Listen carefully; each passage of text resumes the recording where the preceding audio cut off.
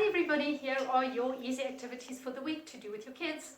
The first thing is a magnetic fishing game. It's so easy to make this. It's a stick with a little hook at the bottom, a string and a magnet. I have taken two magnets so the string can be clipped together, and I've glued the magnets together for safety. And then you ask your kids to find a whole lot of magnetic things around the house that they can use, or you find it for them. I have got a teaspoon, coins, keys, little bell, pipe cleaners, magnetic fridge magnets. All of that is awesome for them to fish and to catch. You can also make your own fishing magnets. Any picture, they're out of cardboard. I've laminated mine, and you attach a paper clip to it. Punch a hole and attach a paper clip, or you don't even have to use cardboard. You can use any shape and just clip the paper clip on, and that becomes your fishing your fishing tool that they can fish with. Right, gross motor today, you don't even need anything except yourself. And here you can be sitting on your butt, putting your legs up, and asking your little ones to climb or crawl under your legs. The younger ones can crawl, the older ones need to be lying flat on their stomachs so that they can use their gross motor, pulling and pushing with their legs. And when they're getting too good at it, then you can just drop your legs and squish them a little bit so they have to work even harder. You can also use a towel. If there's two of you, you both hold one end, or a blanket because it's a longer section. Hold it down and then encourage them to crawl through it. Hold it kind of tight so that they have to work hard to get through there. That's excellent for gross motor. And then you can stand up and open your legs, and they can crawl through your legs, a tunnel effect.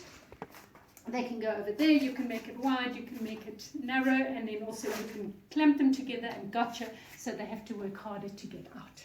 Right, water play. This is a real messy one that I promise you will keep them busy for ages, and they'll love it. I have got some soil here and some water, and first step, make mud. So a little bit of mud, they must do this. Add a little bit of water, and of course you have the most delightful mud. You can make any consistency that you want. The thicker it is, the better. And I'm making it in a small one, but you can make it in a huge tub. And then we make a toy wash. Ask them to bring any toy that needs a wash, and if it's not dirty, they can make it dirty by inserting it into the mud, or they can use a paintbrush to paint that mud on and make it really, really dirty, and then have a good wash. So you're going to have also a nice clean basin of water. You can give them very watered down sunlight liquid, dishwashing liquid or hand soap in a squeezy bottle that they can use, a pump bottle, which is excellent. Doesn't have to be very soapy, really watered down. And then you give them cloth, scrubbing brush, sponges, loofah, whatever you've got, and let them wash. Give them a dish rack to put their toys on afterwards, and a towel so that they can dry it. Or if they've washed some dolly clothes, you can string up a washing line, give them pegs, and let them peg everything onto the line, which is also using those fine motor skills. All those learning games that the kids are not really enthusiastic to do is the wooden blocks, the shape sorters, everything else. To make it more exciting, you get some sand. I've added some glitter to it, and you just add your puzzle pieces, hide them away, or your shapes, hide them away in the sand, and encourage the kids to dig for it, and then when they find it, to place them in their correct places. For art activity today, I've got some wax crayons, any colors you want to. Encourage them to scribble patterns onto paper. You can use all three of them at the same time. Encourage them to go from corner to corner, crossing that midline.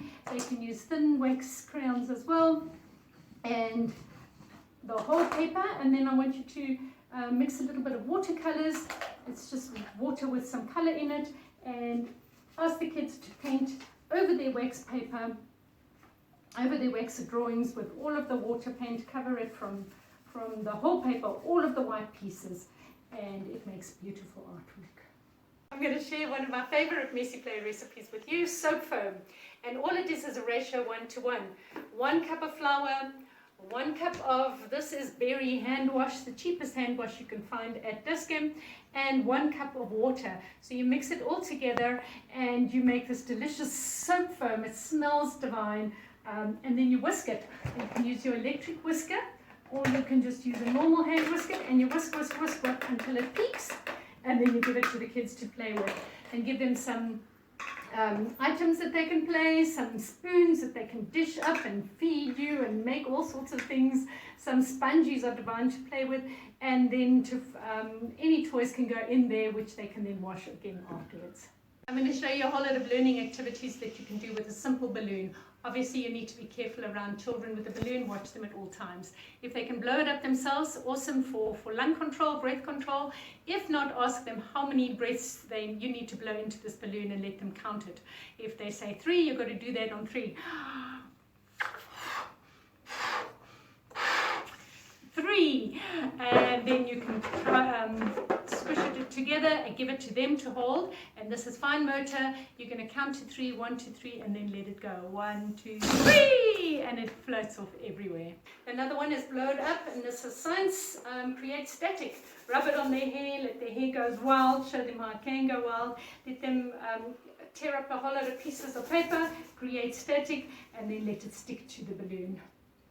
And then give them the balloon and ask them to make a whole lot of sounds. This is using their little pincer grip, and they can make all sorts of sounds, fast, slow. The kids love that. Inflated, it is also awesome for gross motor. You can encourage them to keep it off the ground and let it hit the ground. This is great for eye movement and for eye-hand coordination. You can give them a fly swatter or a duster or a paper roll tube, and they can play tennis with it or just kick it around. Also for art, you just give them some cookies and encourage them to draw on it, whatever you want. They can be busy with that for ages. Enjoy!